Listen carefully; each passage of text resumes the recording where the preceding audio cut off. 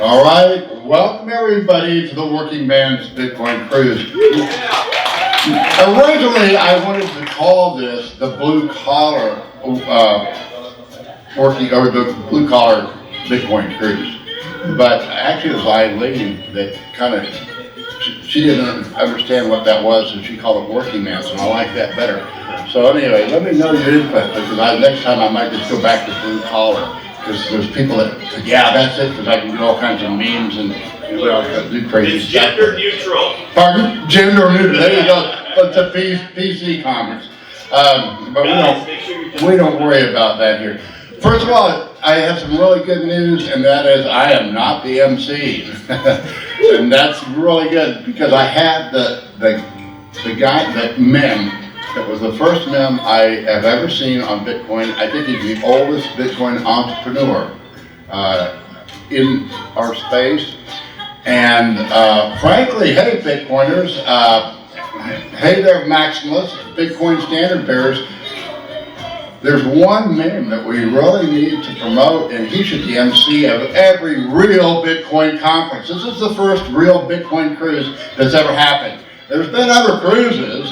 There's been, blockchain cruises and things like that, but I think, and correct me if I'm wrong, this is the first Bitcoin, I know it's the first Bitcoin standard cruise, but one of the first people I wanted was Mad Bitcoin, because he was the one that taught me all about what Bitcoin is really about. Mad Bitcoin, are you here somewhere?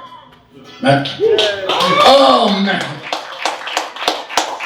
I'm going to hand the controls over to you because I'm not very good at this, and you've been doing this for so long, and you're such an institution to the Bitcoin standard community that this man, without a conference without Mad Bitcoin, just isn't a Bitcoin conference.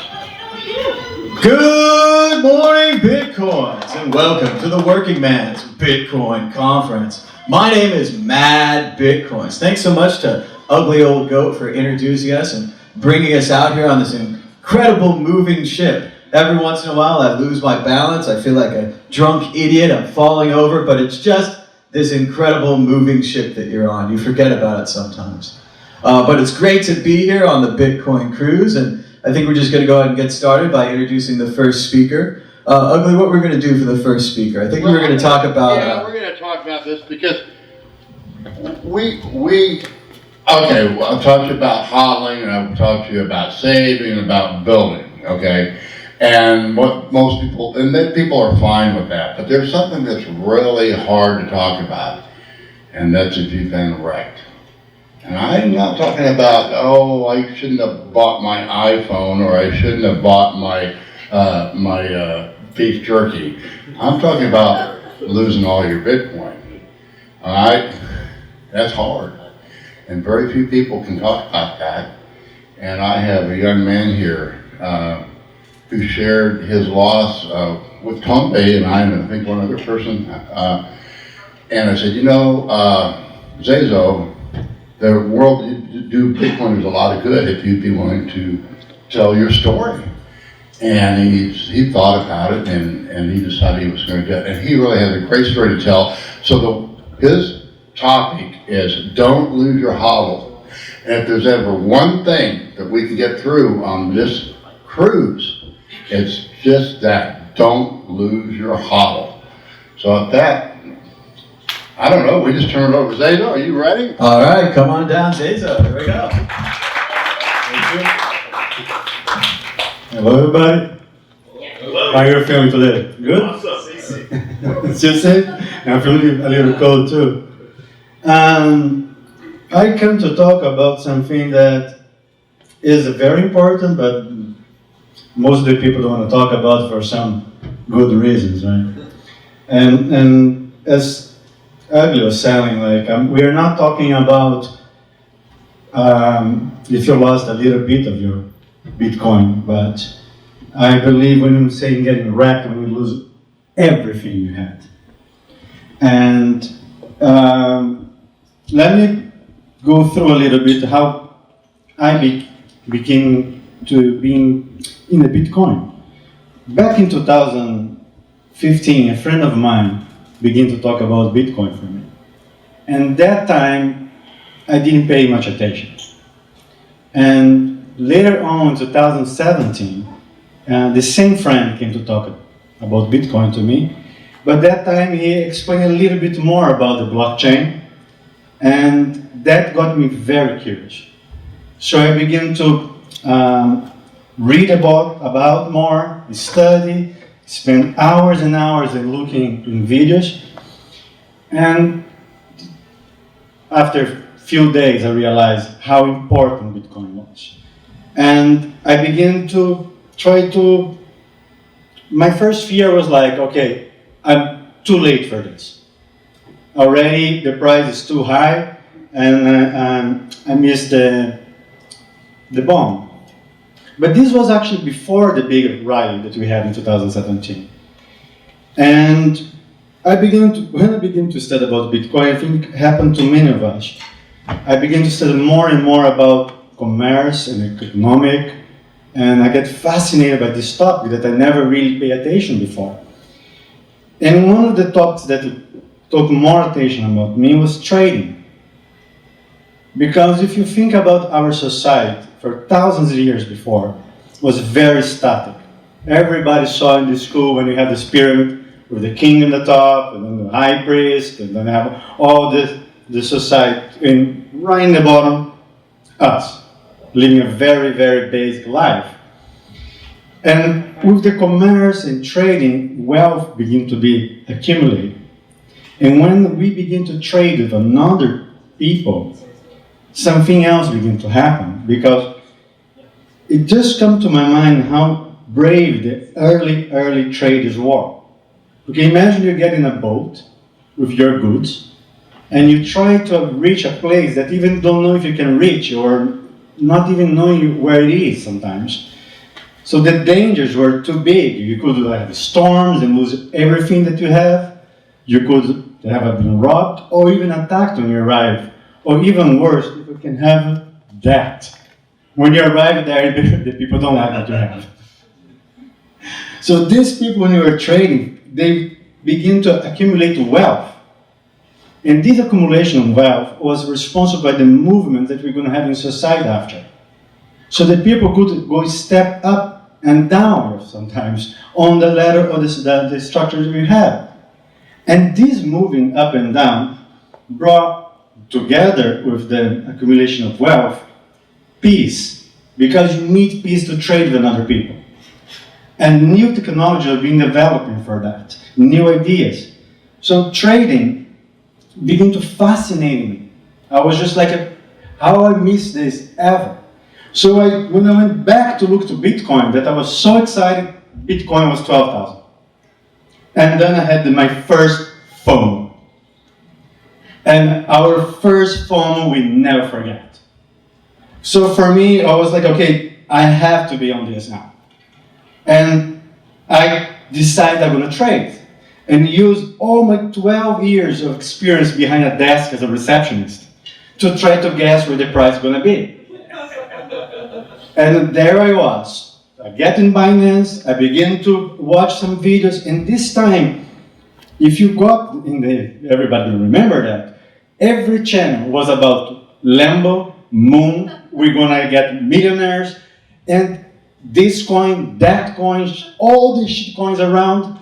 And about Bitcoin was very specific one thing. Everybody spoke how bad Bitcoin was, how slow, how old, but how the price would go to the moon. And that was insane for me. Until I found this guy that was the only one telling bad things about the price, that would crash from 20 to 6, but saying great things about Bitcoin itself. And I thought, okay, this guy knows what he's talking about. And that was Tanves. And I began to follow him and pay attention to what he was saying and begin to learn a lot of him. So I didn't click the buy button. I would just click when the price went for 6,000. And that was my first time buying my Bitcoin. And you don't understand how I felt. It was incredible. I just came from 20,000 to 6. The gains that I was able to do in my first trade. I felt like I was in the top of the world. That trade itself gave all the confidence I need to lose all my money later on. So I was begin to trade more and more, and I begin to lose more and more. And I begin to realize the first reason people lose money in trading is not having a trade system. Everybody just go for the feelings. Everybody just go for what other people say. And with that, I began to study. I decided to follow him, Tyler, Ugly. I went to workshops. And this made me have a much better result in trading. And I began having a 5x, 6x what I had. And that can be a very big problem for new traders because we are not prepared to have that kind of gains so fast, so quickly. We begin to be too confident in ourselves. And that was my problem. I began to have a confidence that I was not prepared. Then, I was a big fan of Tyler James. God bless him. And when we have the theory of hyperwave, when we went from 6K to 3K, I was pretty sure we would go lower. But I was not just listening to Tom or to Tyler, I was studying with them. So I knew that the risk reward was too good to miss it, the point to buy. So I began to buy in that area even more. And I had 2 accounts in BitMax. So I was trying different strategies in there. And then I went long in one, very small, and short in another. And if you can have here, when I begin to short was right here. And everything was going fine until we have this big pop up. And what that happened, instead to take my loss, as I learned before, I was too confident that I was right if they are wrong. That price will go down. So I just cancel my stop loss. And say, okay, I'm in a timeout. I just have to wait a little bit for the price to do what I want. And the price keep going up. I think everybody remember when you have the Bitfinex Tether FUD. I was in the front of the computer with 4 beers in my head. When the price went down, I was so sure that's what I was waiting. I knew it was going to happen. Everything aligned with everything I know. So what I did, I bought much more contracts. Shit loads of contracts. Then my enter point was going up, so I could exit that trade, or even put the stop loss breaking even and go on vacation. But the price went down, and for $16, I missed, and the price went back up. That's the point I begin to realize, okay, now I'm on the wrong side of the road. And I get really nervous.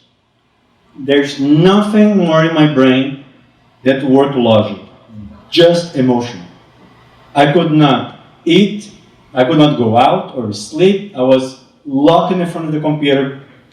All the fun of trading was gone. Right after, we had the Binance rack.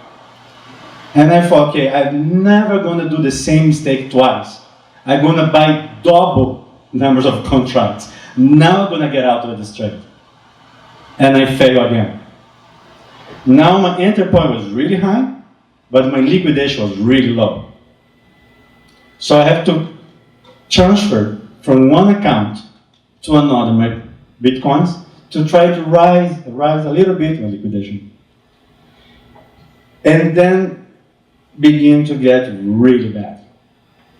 For a year, I tried and prepare myself, I studied to get that point, to get that way up. And now, everybody was enjoying that but me. Everybody was celebrating, and that pissed me off. I was angry with everybody, not me, because they are doing that. It was like, and I began to think this market to manipulate. I began to play the market, and everybody, but not me. As the price was getting closer and closer to my liquidation, it's very difficult to explain, but my legs was shaking. I felt sick. I felt lost. I tried to contact everybody I could until the date came. I was in the front of the computer, and we have a big spike, and then I lost everything. All the money I invest, all the hours that I spent in the front of the computer trying to learn how to trade, all the moments that I could be with my son, but I decided to be in the front of that computer. And I could not believe how that happened. I blame Bitfinex, I blame Tether, I blame BitMEX, I blame my ex-wife, because there's one point on this. I'm pretty sure she's the one that controls the market. Every time I go out, the price moves. I am in front of the computer, is like a perfect steal. That woman's behind that, I know that. But then I realized that, okay, something is wrong and cannot be the market. And then I begin to look into myself. I went back on the trade and I did the same trade and over, and I could not believe, like, how I did not see this. How I knew, I studied for this. I prepared myself for this. And I realized that if we blame the market or other people, besides my ex, we will never learn the lesson. It's not about the market. But it's a very hard lesson to take. So, getting wrecked is much worse than I thought. Everybody knows the idea that lose your money is bad. But getting wrecked is way beyond this. The damage that gives is incredible because it damages your psychological, your emotion. You don't trust yourself anymore. You don't trust your trade system. I remember the day I was crying in the computer, and my son, he's 7 years old, he came to the room and he asked me what's going on. Without thinking, I answered, I lost our money.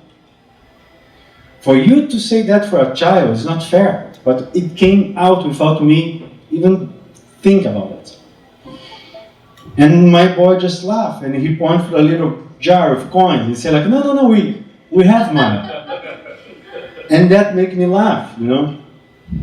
But I felt I was the worst father, the worst partner, the worst student that at that point, Tom, Ugly, and everybody that was trying to teach me how to trade. I wrote Ugly, I wrote Tom, I wrote Daisy.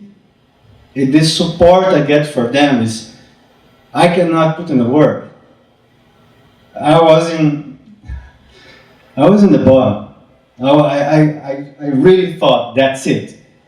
I will never, ever trade again.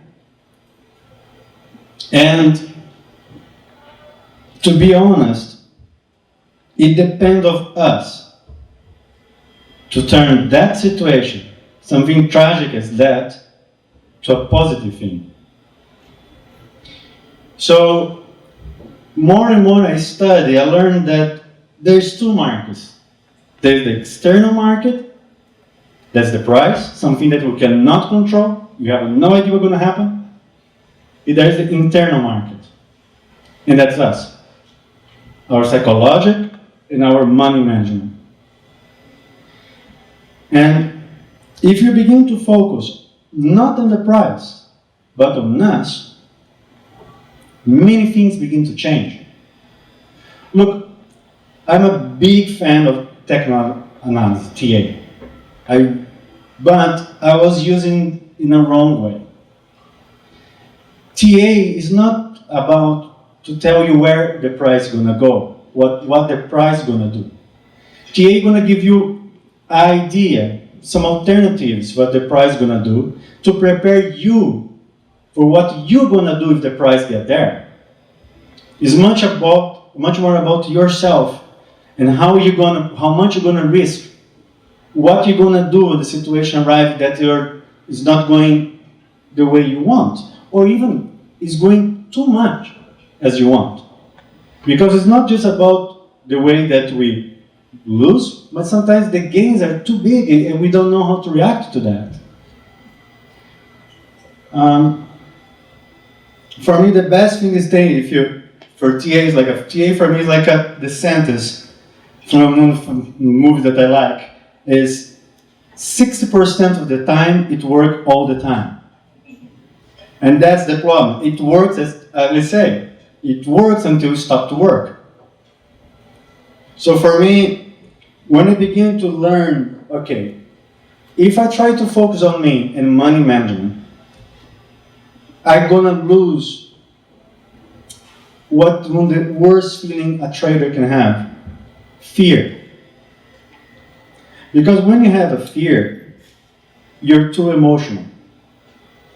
You have a fear where you enter a trade, or when you exit a trade, or how much you're risking. And with money management, the only fear you're gonna have is like, do I gonna follow my trade manager?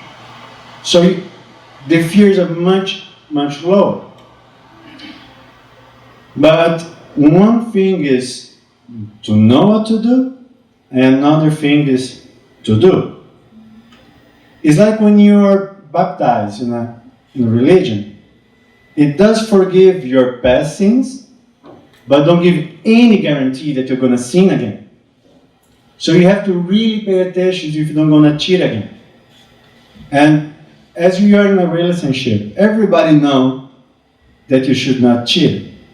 But everybody going to come, maybe if I do a little bit, and if you do it again, you're going to do it again, until you're going to fail. And that's, for me, the same with trading. Because it was a journey that began without no idea where I'm going to go. When you begin to trade, I believe it's like this. As you're going to learn to play an instrument. You don't get a guitar and begin to play or make a beautiful song right away. You begin to copy music that you like, piece by piece. And you slowly begin to learn to play until you're able to make your own music. So that was the first process that I went through. But being wrecked turned everything upside down, because then I didn't trust myself and the trust system, and I have to learn everything again. And if you think that you can find a way to not think about the price, the best thing you can do to protect yourself is the stop losses. And I think the way that I was looking into the stop loss was completely wrong. I was afraid to get stopped. And then I began to understand, maybe I should see the stop loss as a fee that I should give to the market to be able to be in the market. And if the price dropped 20% and I lose 5%, that means I beat the market in 15%. I can buy it back. So slowly I begin to feel less and less fear from the market. But still, after you're being wrecked, I really recommend you stay out of trading for 1, 2, 3 months. Because I believe it depends on how much you lost, you're going to have a post-traumatic syndrome. And I had that. And as soon as I was trying to revenge trade, and trust me, revenge trade does not work. Everybody try, everybody fail. I believe when you are in that situation, your cortex and new cortex and hippocampus, all of them going to communicate as soon as you have a situation that's similar that you had when you lost your money, you're going to freeze. You don't know how to react. You're not going to be able to get in a trade, or even worse, to get out of a trade. And that happened to me. I was wrecked twice. And you don't understand the anger that I had at. The amount is very small, but it's the second time. So forget about trying revenge trade.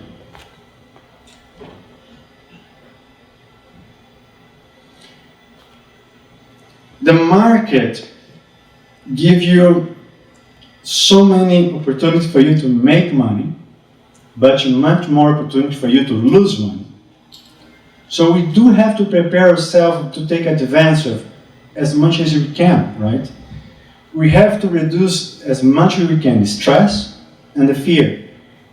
And there's so many reasons to be stressed when you're trading. Lack of experience. Sometimes we have a good trade system, but we don't know how to use good. You're high leverage.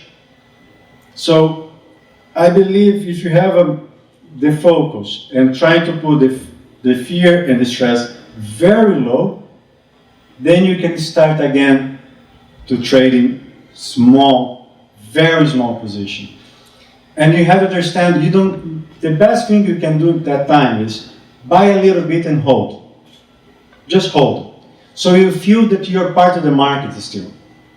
So you don't have to be completely out. So I begin to do that a little bit now. I have a little auto, and it feels better because I'm part of the market still.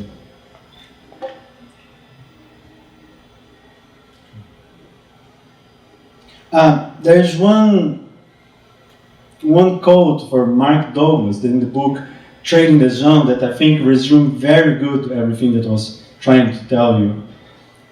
To prevent or expose ourselves, we need an internal structure, a strong discipline to guide our behaviors and control our emotions. And that's the key part, because if you have a TA without money management, it's more or less like this. You tell me I can hold my breath under the water for 5 minutes, but I cannot swim. So soon or late, you're going to get wrecked. But money management without discipline is worthless.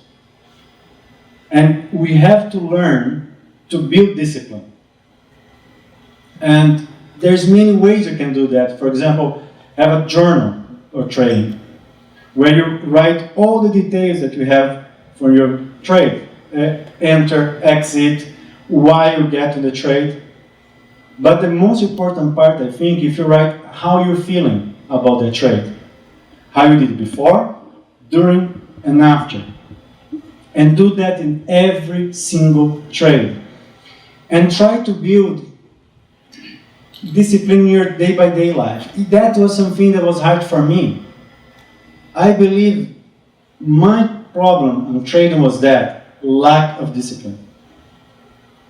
And I tried to find if I had that in different parts of my life, in my work, with my partner, with anything else. And this journey was hard, because now I have to fix myself to be able to trade.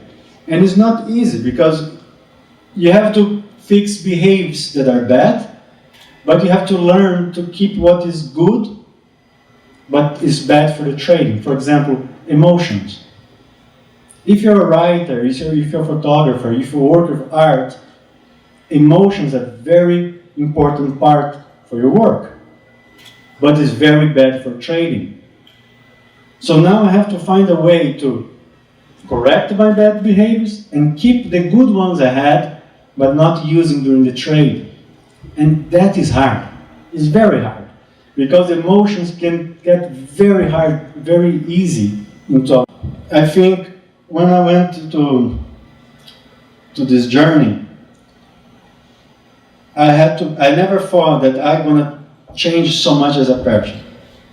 And I would learn so much. I think people like a Tyler, he did show me and teach me a part of the market that I never knew before. A warm and kind and calm part of the market. Tom teach me how much a market is about dedication and knowledge. Kestutis teach me how the discipline of martial arts can be part of the market. Socrates and Venzen did teach me this kind of Zen part of the market, where meditation, fasting, and diet get into the trading. Ugly showed me the fun part of the market. I had the luck to spend a week with this man, and it blew my mind. It blew my mind. I have experience that I never thought I would be able to have. There's 2 moments I will never forget.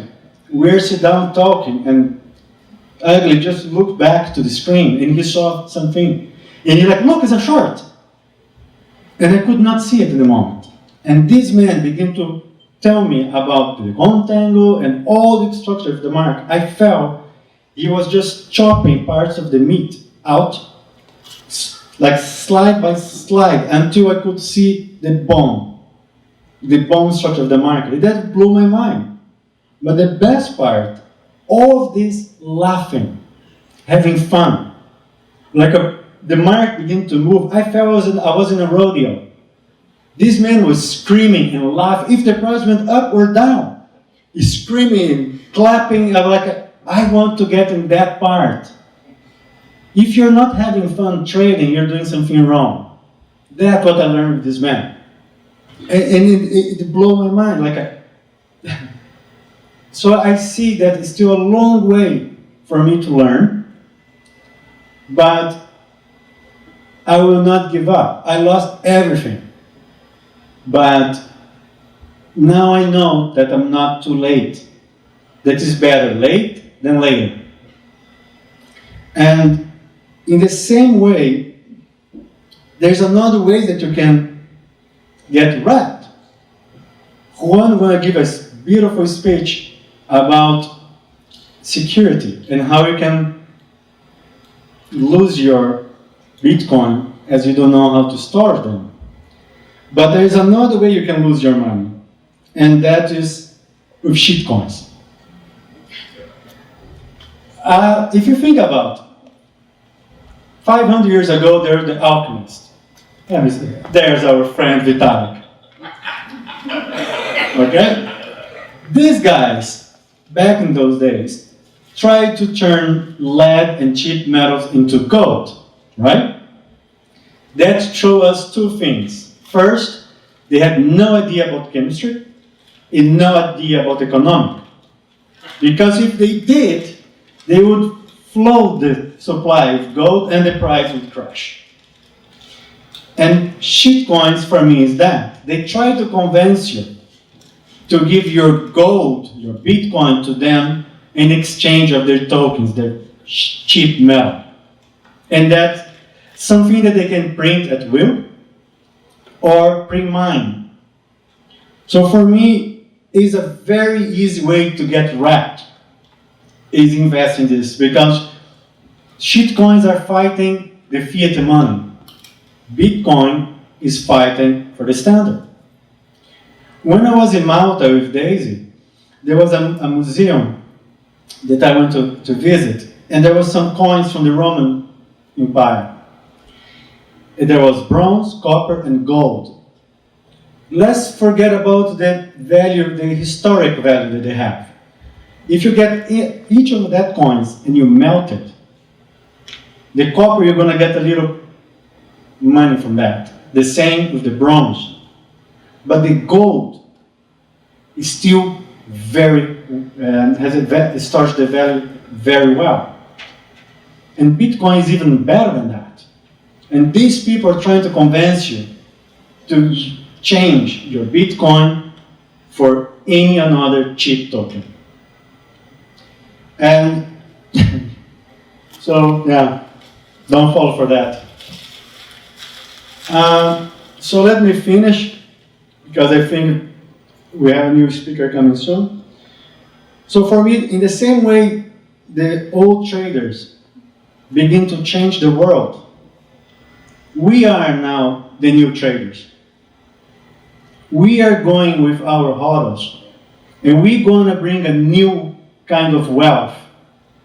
We're going to bring a new peace, new knowledge for the world. The only thing we need for that is our HODL. So please don't lose it. Thank you.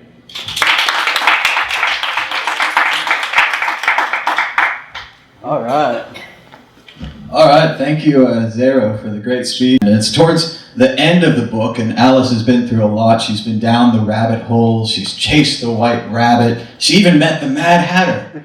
And Alice says, I often give myself very good advice, but I very seldom follow it. And I also feel the same way listening to Zero talk. I remember when I heard about Bitcoin first, it was $1, and that was too expensive. And then it went to 30, and I was like, oh, I'm the dumbest person ever. I'm not getting it, of course. Then it went to 300, and I was like, oh, now I'm really the dumbest person ever. And didn't have a lot, but I put it in, and did some trading on Mt. Gox, managed to turn 1 Bitcoin into 0 Bitcoins. It was really impressive back in the day. It went up, I bought. It went down, I sold. It went up, I sold. Back and forth, all the wrong moves. So it's really easy to do that, and it's also easy in hindsight to say, oh, I wish I sold the top. And it was so obvious, it's never 20K, it's always 19.5 or 18.6. You want that nice round number of, 20K, 5 of them's 100. Woo, I want that round. It never gets to the round number. You never get to where you're trying to go. And just like you were saying, when you're saying, every time you went out that your ex-wife made the market go down or made it go up. And it's the same thing. You're always waiting for it to do what you want it to do, and it never does. So thanks again to Zero. And let's go ahead and get our next speaker up here. I think we're going to talk about